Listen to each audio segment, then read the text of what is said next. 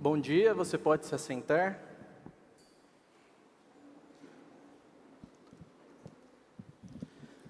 Para ganharmos tempo, você pode abrir na carta do apóstolo Paulo a Filemon.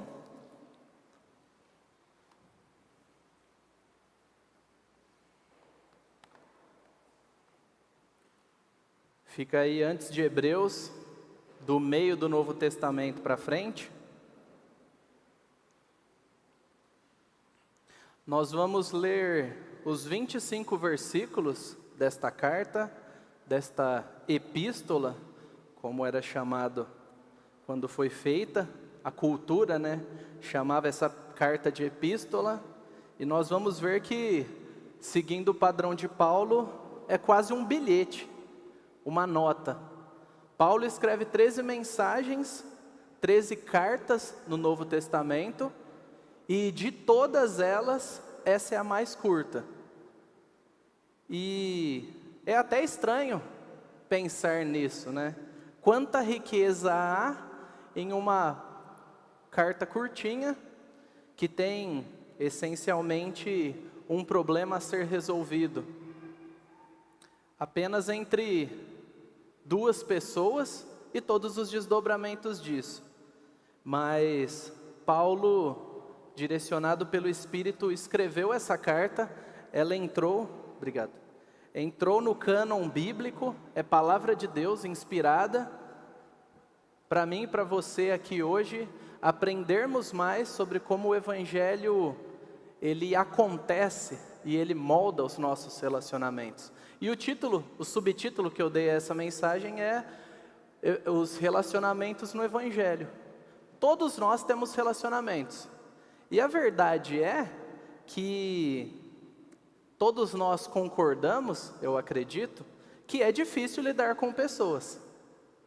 Se não está sendo difícil lidar com pessoas, talvez você esteja se isolando de relacionamentos. Porque é difícil lidar com pessoas. Pessoas são imprevisíveis, elas nos machucam, nos magoam, elas agem exatamente do jeito que a gente não gostaria que elas agissem. Às vezes elas agem do jeito que a gente gostaria que elas agissem e a gente ainda não fica satisfeito. Então relacionamentos são difíceis. Mas é verdade que isso vale tanto para pessoas incrédulas, que não se converteram a Cristo, que não se arrependeram e creram, tanto quanto para nós que somos cristãos, povo de Deus. Os relacionamentos ainda são difíceis para nós que somos cristãos. E você sabe disso. Porque apesar de você ser cristão, você ainda é um pecador, e eu também sou um pecador, e nós convivemos entre nós com pecadores. E isso eleva o nível de tensão que nós temos. Agora, apesar de ser difícil, não significa que nós devemos tratar os nossos relacionamentos e uns aos outros de qualquer forma. Porque já que é difícil mesmo, por que eu iria me esforçar? Não, o que a Bíblia nos orienta não é essa postura. Ela nos orienta uma postura de paciência, de humildade, de perdão constantemente, pedindo e recebendo e oferecendo, insistindo nos relacionamentos. E nós, inclusive, como veremos nessa carta, precisamos de pessoas que entrem nesses relacionamentos que estão bagunçados, que estão feridos, para nos ajudar a estabelecer paz. Então, os nossos relacionamentos não são só problema nosso. Eles são problema nosso e problema de todo mundo que está ao nosso redor também. E quando nós falamos de igreja, esse é um universo de, seguindo Nova Aliança, mais de 200 pessoas. E como nós podemos aprender essa dinâmica para dar e receber perdão e ao mesmo tempo auxiliar e sermos auxiliados? Essa carta é sobre isso.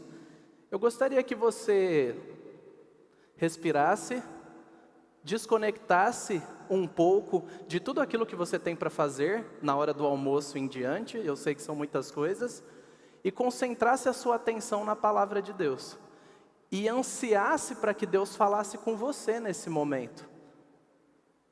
Ansiasse para que Ele te dê, me dê, nos dê como igreja vida, força, capacidade sobrenatural para o obedecermos e vivermos de modo que o agrade. Você pode fazer isso fechando os seus olhos, orando por você, orando por mim, enquanto nós vamos orar juntos? Senhor, em nome de Jesus, nós te agradecemos pela tua palavra, te agradecemos porque ela conduz o teu povo, a tua família, e de forma especial pedimos para que o Senhor, ó Deus Trino, comunique a nós, as nossas mentes, toda a verdade que o Senhor deixou escrita na tua palavra. Eu peço a ti, ó Deus Espírito Santo, que está em nós, que habita em nós, que confronte os nossos pecados, as nossas idolatrias, as nossas ignorâncias e indisposições para com a tua palavra. E pedimos que o Senhor nos encoraje, nos atraia, nos molde e nos mude, para que de fato os nossos relacionamentos no Evangelho produzam frutos, frutos que te honrem, frutos que manifestem o valor de Jesus Cristo como Senhor e Salvador, como dono das nossas vidas. Eu peço para que o Senhor abençoe o teu povo. Eu peço para que o Senhor se faça sentido, se faça entendido e que o Senhor nos faça obedientes. Assim oramos em Cristo, por Cristo e para que Cristo seja visto em nós e através de nós, como indivíduos e como igreja, em nome de Jesus, amém. Eu vou ler na tradução Nova Almeida atualizada, acompanhe aí na sua, o texto não será projetado integralmente agora, por isso que eu te dei tempo para procurar. Vamos ler juntos então, Filemon 1. Paulo, prisioneiro de Cristo Jesus, e o irmão Timóteo, ao amado Filemon, que é também nosso colaborador. A igreja que se reúne em sua casa, a irmã Áfia e a Arquipo, nosso companheiro de lutas. Que a graça e a paz de Jesus, nosso Pai, do Senhor Jesus Cristo, estejam com vocês. Dou graças ao meu Deus, lembrando sempre de você nas minhas orações, porque tenho ouvido falar da fé que você tem no Senhor Jesus e do seu amor por todos os santos. Oro para que a comunhão da sua fé se torne eficaz no pleno conhecimento de todo o bem que há em nós, para com Cristo. Pois, irmão, o seu amor me trouxe grande alegria e consolo, visto que o coração dos santos tem sido reanimado por você. Pois bem, ainda que eu sinta plena liberdade em Cristo para ordenar a você o que convém ser feito, prefiro, no entanto, pedir em nome do amor, sendo que sou Paulo, o velho, e agora também prisioneiro de Cristo Jesus. Faça um pedido em favor de meu filho Onésimo, que gerei entre algemas. Antes ele era inútil para você, atualmente, porém, é útil para você e para mim. Eu o estou mandando de volta a você, ele, quero dizer, o meu próprio coração. Eu queria conservá-lo comigo para que ele me servisse em seu lugar nas algemas que carrego por causa do Evangelho. Mas não quis fazer nada sem o seu consentimento, para que a sua bondade não venha a ser como que uma obrigação, mas algo que é feito de livre vontade. Talvez ele tenha sido afastado de você temporariamente, a fim de que você o receba para sempre. Não como escravo, mas muito mais do que escravo, como um irmão caríssimo. Especialmente de mim, e com maior razão, de você, quer como ser humano, quer como irmão no Senhor. Portanto, se você me considera companheiro, receba-o como receberia a mim. E se ele causou algum dano a você, ou lhe deve alguma coisa, ponha tudo na minha conta. Eu, Paulo, de próprio punho escrevo isto, eu pagarei. É claro que não preciso dizer que você me deve a própria vida. Sim, irmão, que eu receba de você, no Senhor, este benefício. Reanime o meu coração em Cristo. Certo como estou da sua obediência, eu escrevo a você sabendo que fará mais do que estou pedindo. E ao mesmo tempo, prepare-me também pousada, pois espero que, por meio das orações de vocês, eu lhes seja restituído. Epáfras, prisioneiro comigo em Cristo Jesus, Marcos, Aristarco, Demas e Lucas, meus colaboradores, mandam saudações a você. A graça do Senhor Jesus Cristo esteja com o espírito de todos vocês.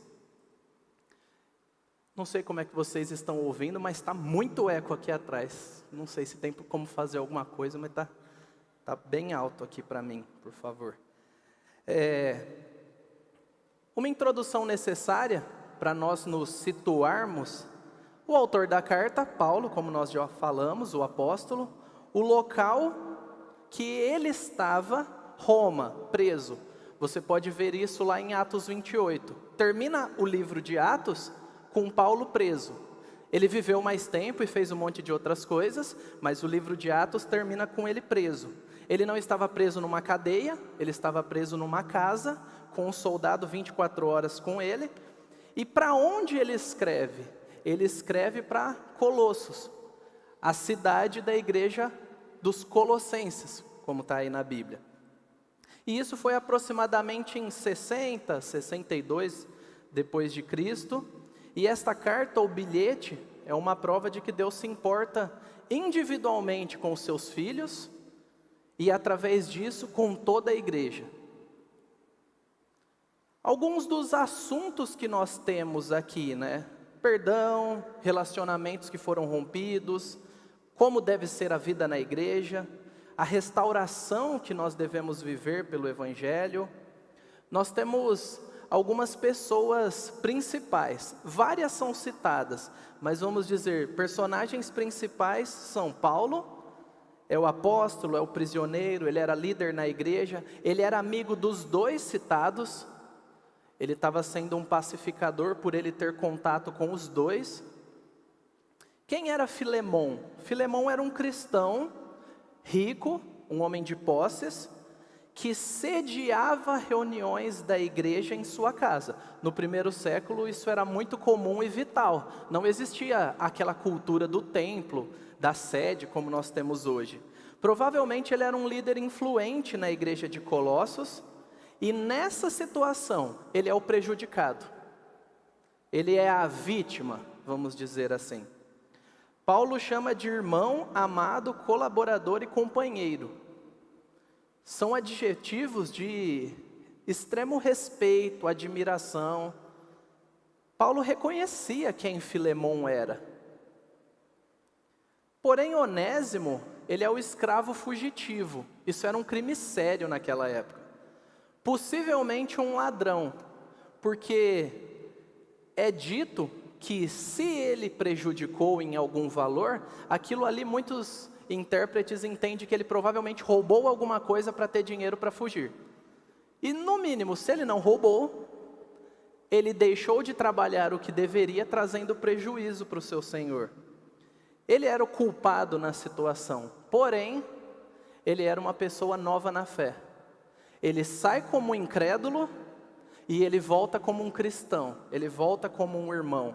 E só para nós nos situarmos, você tem aqui Colossos, e aí você tem várias cidades que são citadas no Novo Testamento, e você tem Roma, onde ele se encontra com Paulo. Mais de 1000 quilômetros percorridos. Ele fugindo, faz todo sentido que ele vá para Roma, uma cidade de mais de 1 milhão de habitantes na época, a maior metrópole do mundo conhecido naquela época. E se você é um escravo fugido, você indo para um lugar que tem mais de 1 milhão de pessoas, inclusive talvez 50% a 60% da população eram escravos, fica mais fácil de se esconder. Só que pela graça de Deus, contra os planos de Onésimo, sem Paulo fazer ideia, e Filemão muito menos, o Senhor conduz Onésimo até Paulo, para que ele seja evangelizado, para que ele seja discipulado, e para que ele frutifique de uma forma que sirva a igreja. Nós chamamos isso de providência, Deus costurando inúmeras coisas que nós não percebemos, para que o propósito dele seja cumprido. Diferente do que é dito que Deus escreve certo por linhas tortas, Deus escreve certo por linhas certas e nós não fazemos ideia do que Ele está fazendo até que a gente veja. Agora, se nós pegarmos do versículo 4 a 7, eu não vou esgotar cada versículo e cada termo, mas eu vou destacar algumas coisas. Nós temos uma introdução que Paulo elogia Filemon. E se nós entendermos que Paulo não tinha problema em falar de pecado e tratar as questões, ele não está sendo um bajulador aqui. Ele não está falando de algo que não era verdade para conquistar o coração de Filemon. Pelo contrário, ele estava sendo sincero. Ele estava reconhecendo: Filemon, você é isso mesmo. E eu estou te elogiando porque é isso que eu vi na sua vida e é isso que os outros me dizem sobre a sua vida. Ele estava sendo honesto sobre o irmão com quem ele estava falando, com quem ele tinha escrito. E ele fala que a fé desse irmão, ela era visível e útil na vida de todos os santos, na vida de toda a igreja. E essa introdução, ela é extremamente importante para que nós saibamos que Filemon era um cristão maduro, frutífero, era alguém que se esforçava para servir bem a igreja, e que ele usava os seus recursos, porque ele era rico, mas ele usava o seu exemplo. Ele não separava vida de contribuição. Ele usava toda a vida dele, quem ele era, o que ele tinha, as oportunidades que ele tinha, para quê? Para que a igreja fosse bem servida, as pessoas fossem edificadas e pessoas fossem salvas. E é de comum acordo entender que a maneira que Paulo escreve comunica para nós, que está lá no versículo 2, que a igreja se reúne na sua casa e a irmã Áfia é a esposa dele e Arquipo é o filho dele. Nós temos uma citação na carta aos Colossenses, que foi escrita e enviada junto, falando para que Arquipo se atentasse para cumprir bem o ministério. Então, possivelmente, Arquipo, filho de Filemon, era um dos presbíteros ou pastores daquela igreja. Então você tem uma família com um líder fiel, que recebe a igreja na sua casa, que contribui com os seus recursos, que o filho é um dos líderes da igreja e ele próprio, ou seja, eram pessoas que tinham um testemunho extremamente importante, dentro e fora da igreja. Eram pessoas sérias no Senhor. Filemon, ele entendia, e ele vivia isso. Nós inferimos aqui claramente que o ministério começa com uma transformação dentro da sua própria casa. Então ele servia a Deus a partir da sua própria família. Ele tinha uma vida coerente como família. E ele servia bem a igreja. A sua família estava unida servindo ao Senhor. Um dos grandes desafios que nós temos hoje como igreja, como líderes de ministério, é que muitos pais, até de crianças bem pequenas, hoje, num anseio de preparar os filhos para um futuro, ou de ter o futuro que nunca tiveram, enchem os seus filhos de tantas atividades, de tantos cursos, de tantos treinamentos, que primeiro, os filhos não descansam. Eles estão constantemente ansiosos, correndo atrás de um padrão inalcançável para agradar os pais, o professor, a professora, a sociedade. E isso concorre diretamente, inúmeras vezes, em inúmeros casos, com uma vida de igreja. Não sobra energia nem disposição, muitas vezes, para participar de um grupo pequeno, de um discipulado, de um estudo, de um serviço ministerial, porque a gente precisa conquistar o mundo, a gente precisa preparar os nossos filhos. E a vida vai ser melhor porque eles aprenderam 5 línguas, nadam, lutam e pintam quadros. Mas sem Cristo, eles ainda vão para o inferno sem isso. E às vezes a gente se esquece. E a gente sobrecarrega os nossos filhos com expectativas que não são as expectativas da palavra de Deus. Então fica um alerta para nós que somos pais, para nós que somos amigos de pais. Não deixe isso acontecer, ajude os seus irmãos, alerte eles que muitas vezes ao correr atrás de tudo que o mundo tem para oferecer, nós não temos condição de passar a fé para os nossos filhos, e nós sobrecarregamos eles. E eles vão crescer achando que não são aceitos, se não forem bons e perfeitos em tudo. A fé começa na nossa casa. Tome cuidado. Procure ajuda se você percebe que tem identificado isso na sua vida. No versículo 6, Paulo fala que ora para que a comunhão da fé dele, daquela igreja, se tornasse eficaz. Olha que interessante, a fé individual, a salvação individual, nos conecta ao corpo de Cristo, e isso faz o quê? Com que ela se torne eficaz, com que ela cumpra aquilo que a fé exige, que é uma vida de frutificação, de obediência. E isso atinge todo o corpo. Isso é uma realidade espiritual, quando você se converte e você é unido ao corpo de Cristo, mas isso entra na realidade a partir da sua obediência cotidiana. Nós nos tornamos igreja, ligados uns aos outros, unidos. E isso moldará a forma de nós vermos uns aos outros, a forma de desfrutarmos do bem uns aos outros e de oferecermos bondade e graça uns aos outros. A fé individual não é individualista. A sua salvação e a minha não é sobre mim e sobre você. É sobre aquilo que Cristo fez nos unindo num corpo. Nunca é só sobre nós. E um outro alerta. Nós temos visto que com o passar do tempo e as inúmeras atividades que nós temos, está ficando cada vez mais difícil e escasso pessoas que abrem as suas casas para receber um grupo pequeno, pessoas que se dispõem a assumir a liderança de um grupo pequeno, sacrificando tempo, conforto para servir outros. Tome cuidado. Muitas vezes você está abrindo mão de bênçãos incríveis por não querer se sacrificar, por não querer gastar um pouco do seu tempo, abrir a sua casa para que pessoas crescessem na fé. Essa comunhão da fé se manifesta a partir da nossa fé individual, passa pelos nossos lares e vai para toda a igreja. Pense, o começo do ano está aí, pense em como você pode servir a Deus com aquilo que Ele já te deu, com os recursos que Ele já te deu, com as oportunidades que Ele já te deu. Por quê? Porque aquilo que fazemos em Cristo tem efeitos para a eternidade. Pode parecer pouco abrir a sua casa, discipular alguém, dedicar tempo para aconselhar alguém. Mas o efeito dessa obediência tem resultados eternos. Porque pessoas vão viver para sempre. Agora no versículo 7, Paulo destaca que o seu amor, o amor de quem? Filemon, trouxe grande conforto e alegria. Paulo estava preso, gente.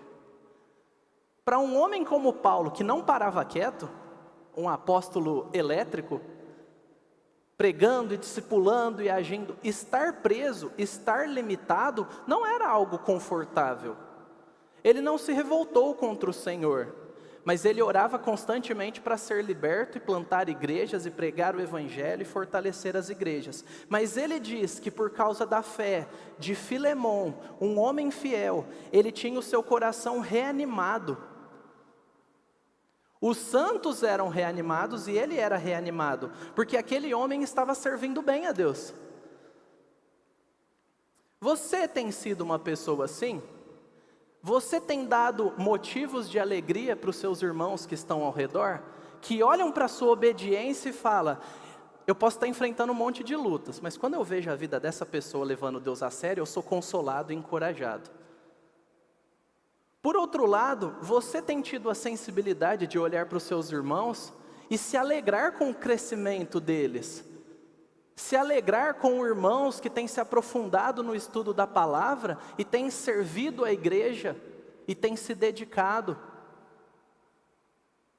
Paulo ensina para nós que isso é importante. Sermos e enxergarmos isso nos outros.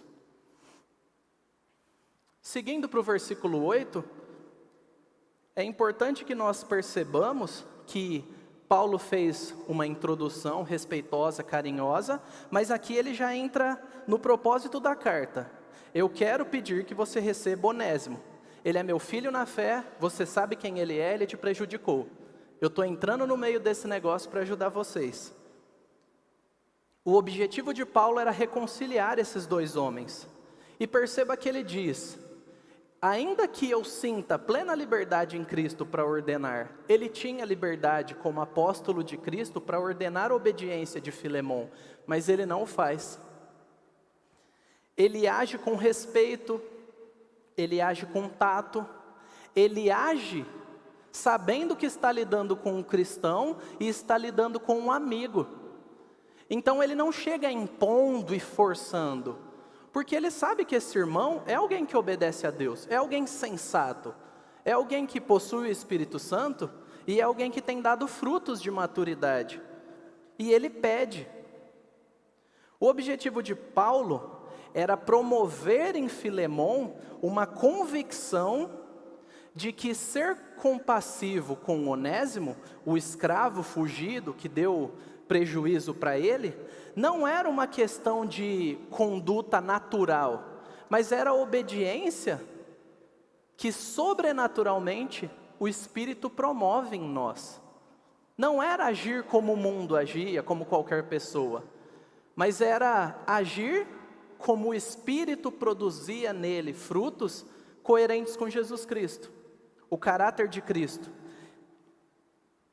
O que ele tinha recebido e o que você, que é cristão e aqui recebeu, ao se arrepender, abraçar o Evangelho, se render a Cristo como nós cantamos, nada mais é do que o benefício do que está em Romanos 5, 6 a 10. Quando nós ainda éramos fracos, Cristo morreu. Quando nós éramos ímpios, inimigos de Deus, desprezávamos Ele, não queríamos saber da palavra dEle, da bondade dEle. Deus prova o seu próprio amor para conosco. Como? Pelo fato de Cristo ter morrido. Mas Cristo não morreu por mim e por você e por nenhum de nós aqui, quando nós já estávamos limpos, bonzinhos, educados. Cristo morre quando nós éramos inimigos dEle. E a morte dele nos capacita a nos reconciliarmos, oferecendo esse perdão, essa justificação, essa transformação de vida. E estando salvos, tendo sido perdoados, nós podemos viver uma nova vida, sem medo da punição de Deus, sem medo da ira de Deus. Paulo está trazendo à mente de Filemon e de todos aqueles que leriam e ouviriam essa carta, de que Cristo foi quem perdoou os cristãos, e os cristãos precisam perdoar por causa do perdão que receberam. Não tem como eu receber esse perdão de Cristo, essa reconciliação, e simplesmente trancar o meu coração e dizer, não quero saber, para aquelas pessoas que me ofendem. Paulo tinha aberto mão de tudo, de todos os seus direitos, e estava preso, e sendo fiel a Cristo. Poderia Filemon agir de forma diferente, porque ele foi traído e injustiçado? Mas a gente precisa entender que ele também fala sobre a postura de Onésimo. Onésimo, o nome significa útil. Útil para o trabalho, útil para a função. Só que Paulo cria um trocadilho literário ali falando, ele era inútil para você, porque ele era um escravo, ele fugiu, ele não era seu irmão. Agora, ele é útil para você e para mim, porque Cristo salvou ele. Ele era inútil numa perspectiva da obra de Cristo, numa perspectiva de servir no ministério do Senhor, de pregar o Evangelho. Mas agora, ele é útil para você e para mim, porque ele é nosso irmão. Agora ele desfruta do mesmo relacionamento com Cristo que eu e você temos. E ele me auxiliou nas minhas incumbências apostólicas porque eu estava preso. É isso que Paulo está falando. Onésimo mudou. Onésimo não é mais o mesmo, não olhe para ele da mesma forma.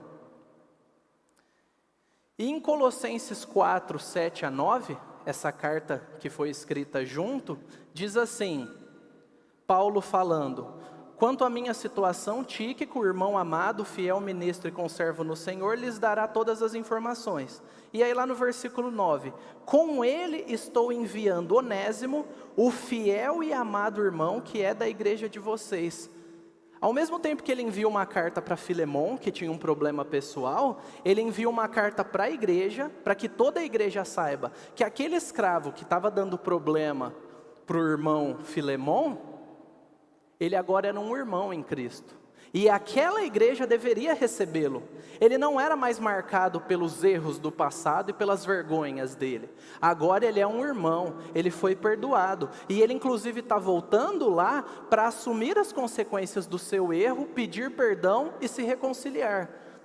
Quantos de nós como igreja, parece que temos prazer em ficar relembrando o passado pecaminoso e difícil e os vacilos dos nossos irmãos? Parece que muitas vezes nós temos prazer em falar, você fez, mas no passado você fez, você foi. Ao invés de olhar positivamente para a obra de Cristo na vida de todos nós. Muitas vezes as nossas palavras seriam mais leves e menos acusativas, se nós percebêssemos a graça de Deus na vida de cada um de nós, e aquilo que Ele está fazendo. A igreja deveria recebê-lo. Por quê? Porque ele era daquela cidade, provavelmente, e se ele era daquela cidade, ele era escravo daquele senhor, naturalmente, ele deveria voltar para aquela igreja. E deveria organizar aquilo que estava bagunçado. Existe um elemento que a gente precisa lembrar aqui, que é o elemento da escravidão. Por quê? Porque quando Paulo manda Onésimo de volta, Onésimo está correndo risco de vida. Se Filemon decidisse entregar ele, escravo fugitivo e ladrão, ele provavelmente seria morto. Onésimo volta, porque de fato ele foi salvo, e ele entendeu que quem governava a vida dele não era Filemon, não era Paulo, e nem eram aqueles que podiam acabar com ele, mas era o próprio Deus que o salvou. E por obediência a Deus ele volta. E isso demonstra como ele era sério com Deus. E Paulo, quando diz, eu estou enviando o meu próprio coração, mostra para nós uma nuance do amor que ele tinha por Onésimo. Antes de nós entendermos o conceito da escravidão naquela época, é importante que nós lembremos que Paulo aqui está fazendo um apelo a Filemon, dizendo, você tem o direito, mas por amor a Cristo você deve abrir mão ao direito, e por amor a mim, porque eu fui usado na sua conversão. Paulo está demonstrando amor por Onésimo. Ele está falando, eu estou enviando o meu próprio coração, porque eu fui usado na salvação desse homem. Eu vi o que ele se tornou em Cristo. Então eu intercedo por ele, eu quero proteger ele. E fica uma pergunta, você já teve o privilégio de evangelizar e discipular alguém? Ver a pessoa caminhando das trevas para a luz, sendo salva, dando frutos? Isso é uma alegria que você precisa experimentar, se você ainda não experimentou, e se você já experimentou, você precisa experimentar mais. Seja um instrumento de Deus para que pessoas sejam salvas. E quem já experimentou isso sabe o sentimento de preocupação, de cuidado, de responsabilidade, que é meio como cuidar de um filho. A pessoa está engatinhando na fé, você não larga ela, e Paulo está fazendo exatamente isso.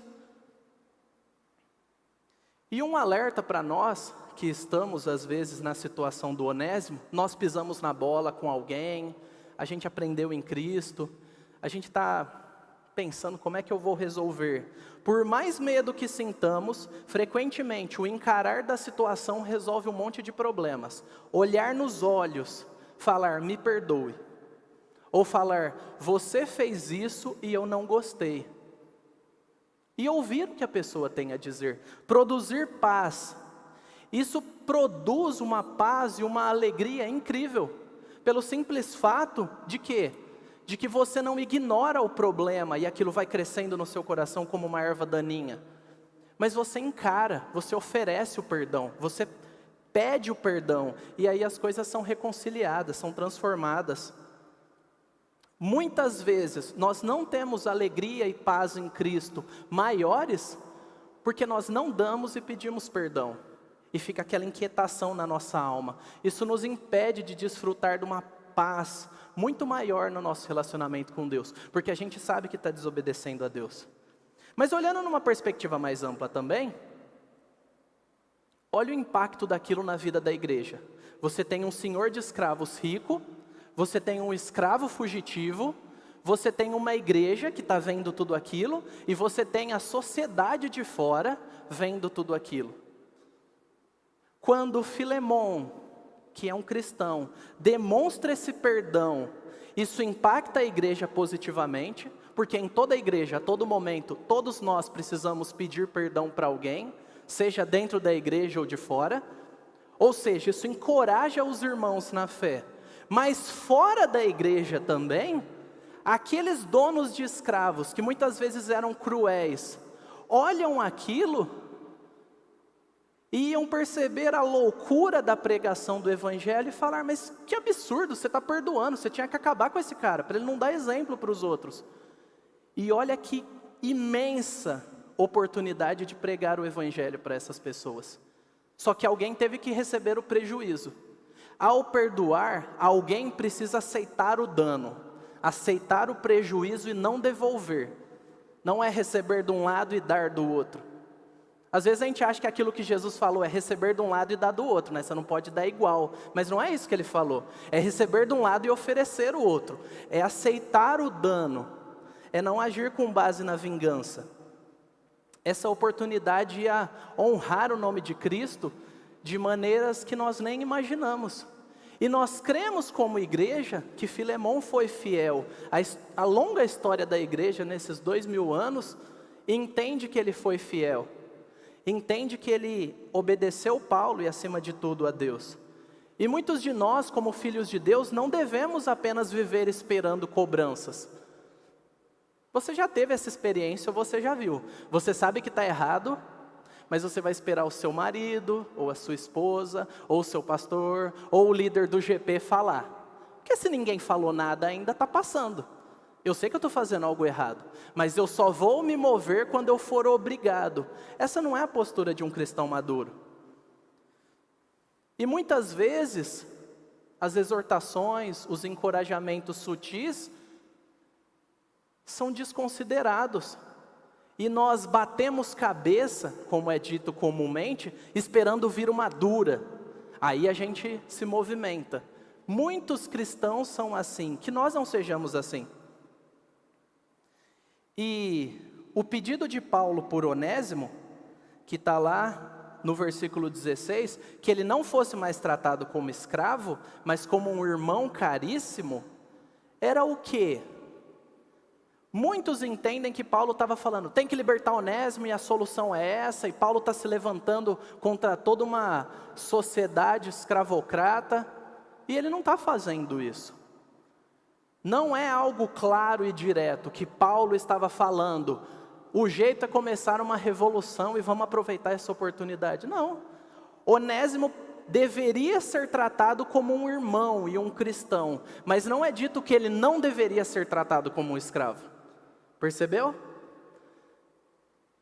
O modo de tratamento deveria ser cordial, fraterno, como nós tratamos qualquer irmão.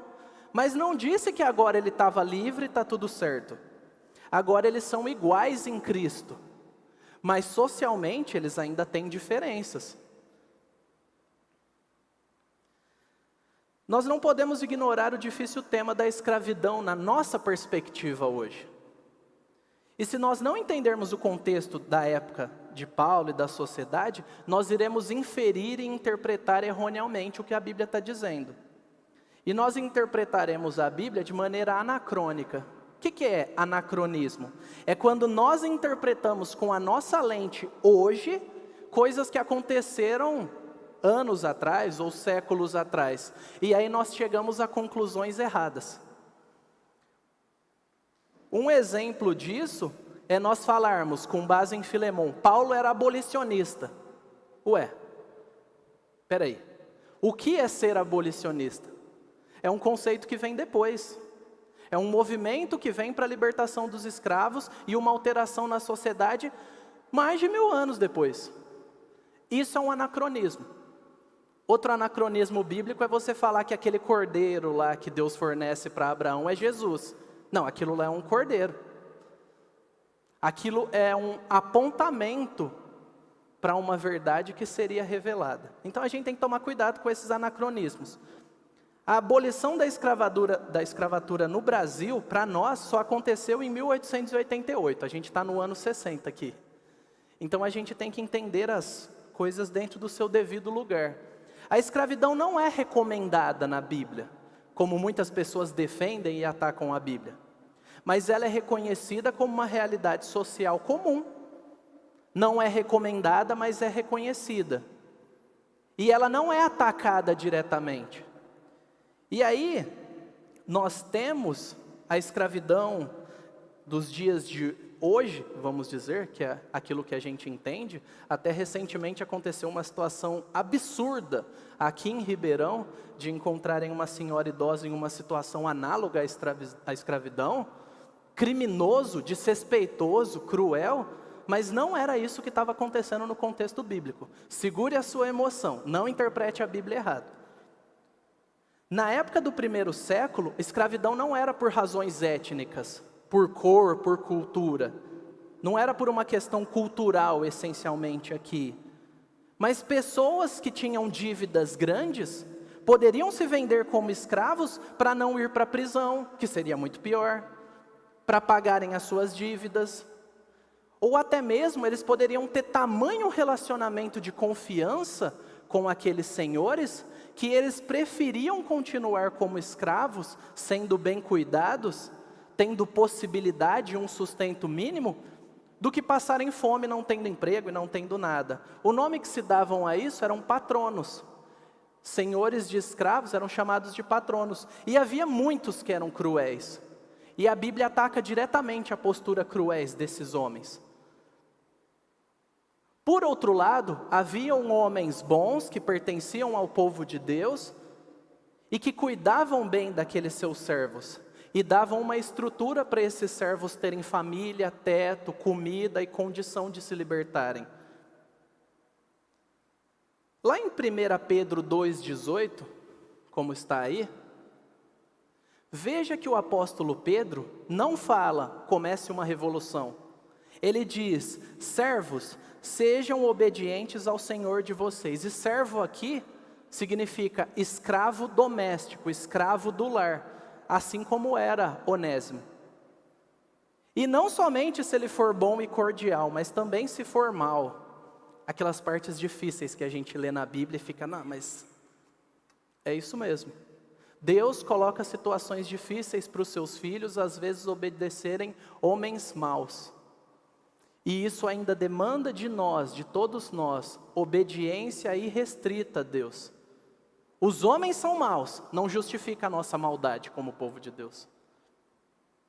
O chamado de Deus para nós era fazer o que podiam e o que podemos. Era para eles fazerem o que podiam e nós fazermos o que podemos, por aqueles que estão com liderança sobre nós. Sabendo que quem nos sustenta, que quem nos guarda, que quem cuida de nós é o nosso Deus em primeiro lugar, e não qualquer homem, qualquer líder. Deus é o justo juiz. E nós damos glórias a Deus, porque depois de 2000 anos de influência do cristianismo no mundo, hoje nós temos valores muito melhores culturalmente. O que nós chamamos de Ocidente foi influenciado pelo cristianismo. E você acha que vem da onde o conceito de dignidade humana? O conceito de direitos humanos? Vem de uma imagem e semelhança com Deus.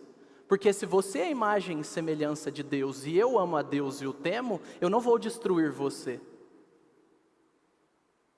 O cristianismo foi uma bênção para todas as culturas aonde ele chegou.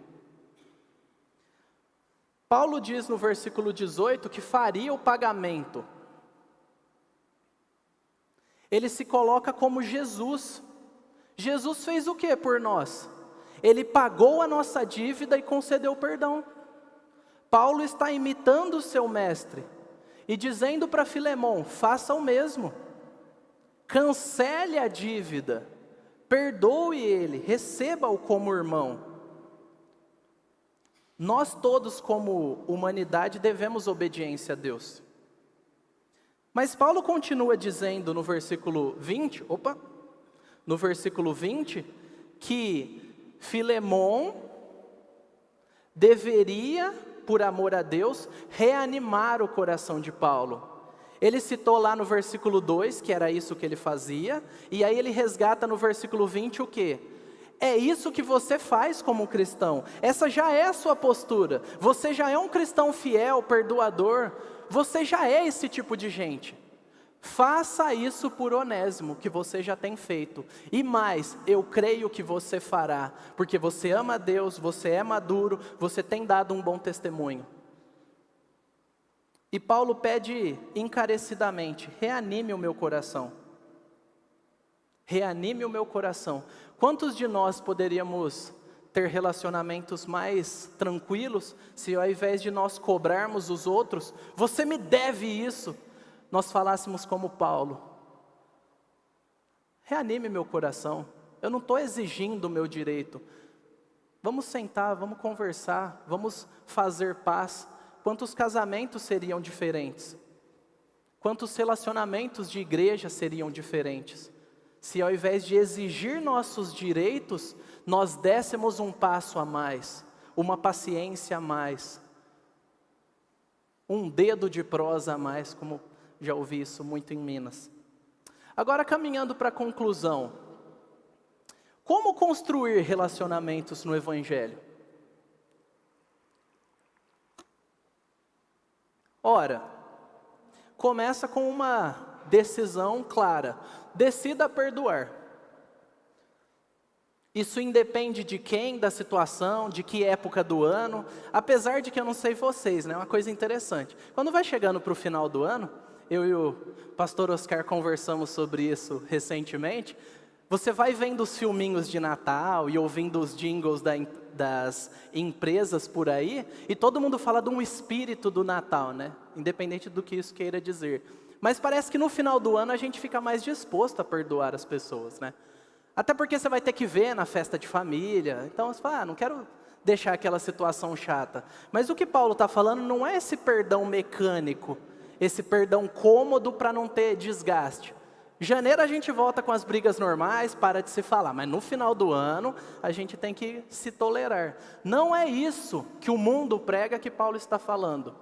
O perdão que está sendo dito é, lance fora a amargura, seu ressentimento, sua sede de vingança, o seu sentimento de justiça própria, contra seu patrão, contra seu sócio, contra seus pais, contra seu cônjuge, vizinho, síndico, enfim. As possibilidades da gente se ressentir e não querer perdoar são infinitas, uma para cada relacionamento que nós temos. Jesus te convida e me convida hoje a tomar a sua e a minha cruz e sermos perdoadores como Ele foi. E eu volto a dizer, perdão é absorver o prejuízo. É falar, eu não vou devolver aquilo que você me deu. Eu vou absorver o prejuízo e vou oferecer o bem a você. Jesus fez isso por mim e por você, se você é cristão aqui. E se você não é um cristão aqui hoje, está nos visitando, Ele oferece isso para você hoje. Se você for para Ele com o seu coração aberto, disposto a se dobrar a Ele. Por outro lado, nós não podemos esquecer que às vezes não é só a nossa situação de relacionamento rompido, mas eu sou o terceiro como Paulo. Eu sei do relacionamento rompido dos outros. E eu não estou indiferente a isso, não é essa postura bíblica. Eu preciso ser um pacificador. Eu preciso pedir sabedoria a Deus para ser um instrumento dele de restauração e paz na vida daqueles ao meu redor. Eu preciso promover a paz. E eu só vou fazer isso se eu buscar a Deus, se eu for humilde, se eu for sensível e se eu tiver sabedoria. Muitas vezes, ao tentar entrar numa situação, num conflito, você será tido como do lado dele, do lado dela.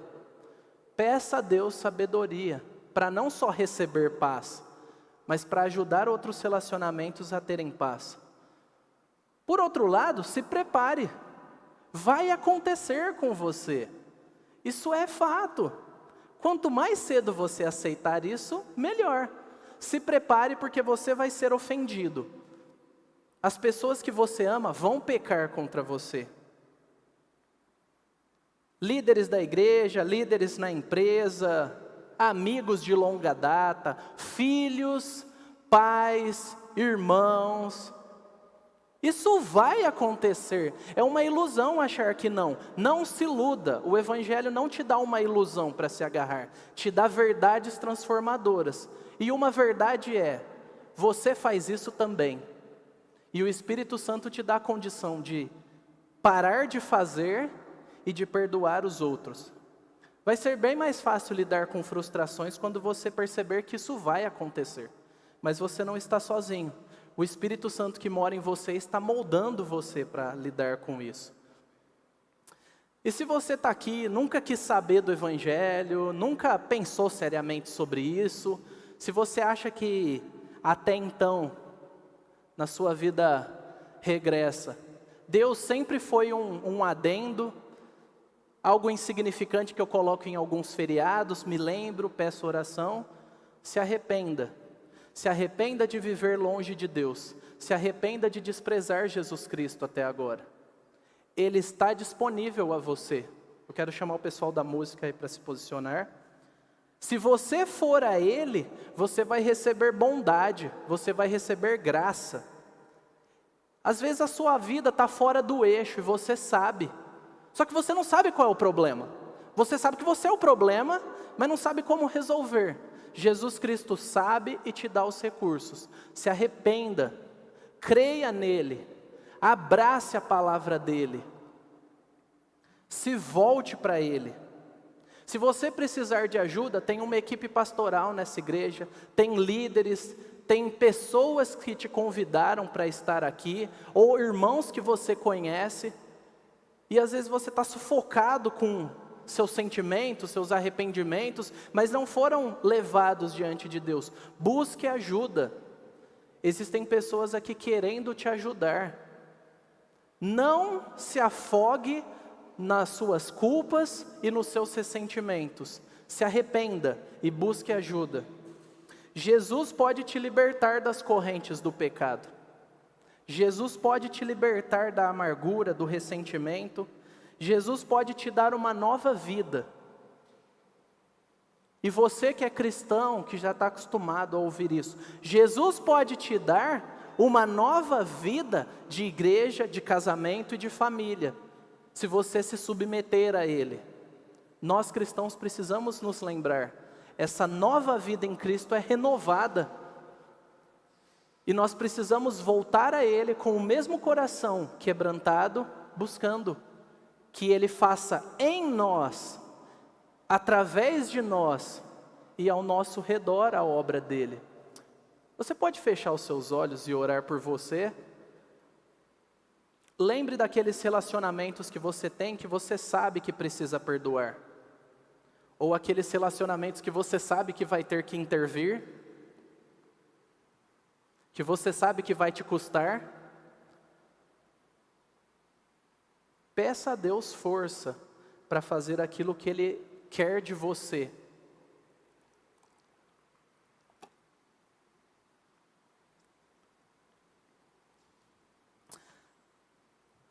Deus Trino, Pai, Filho e Espírito, nós pedimos a Ti que nos capacite a viver esse Evangelho nos nossos relacionamentos. Eu peço que o Senhor abençoe a mim e aos meus irmãos, para não só concedermos e pedirmos perdão, mas para sermos pacificadores nos relacionamentos em que estamos inseridos. Abra o nosso coração, tire de nós a indiferença, tire de nós a crueldade com que nós usamos as palavras inúmeras vezes contra as pessoas. Dá-nos amor pela Tua igreja, dá-nos amor por aqueles que nós consideramos indignos do nosso amor e do nosso perdão. Corrija-nos, ó Deus. Mas nós pedimos acima de tudo, traga à nossa mente o sacrifício de Cristo por nós. Tudo o que recebemos, que não merecemos. E amacie os nossos corações com essas verdades. Amolece os nossos corações, Senhor. Coloque pessoas que te temem ao nosso redor. E nos faça úteis na obra do Senhor. E eu peço pelos meus irmãos, para que o Senhor não deixe ninguém aqui que precisa de ajuda, indiferente a essa oportunidade. Que o Senhor coloque pessoas aqui para pedirem ajuda onde elas precisam. E coloque pessoas aqui para oferecerem ajuda, para discipular, para aconselhar, para instruir, para orar junto. Nos torne, ó Deus, cada vez mais fiéis a Ti. Nós oramos, confiando que em Cristo nós temos todas as coisas necessárias, que por termos o Teu Espírito, nós temos a presença do Senhor em nós, e por fazermos parte dessa igreja que tem se dedicado na pregação e na obediência à palavra, nós temos muitas oportunidades, e nós podemos ser muito gratos por aquilo que o Senhor já fez por nós. E assim nós Te adoramos, em nome de Jesus. Amém.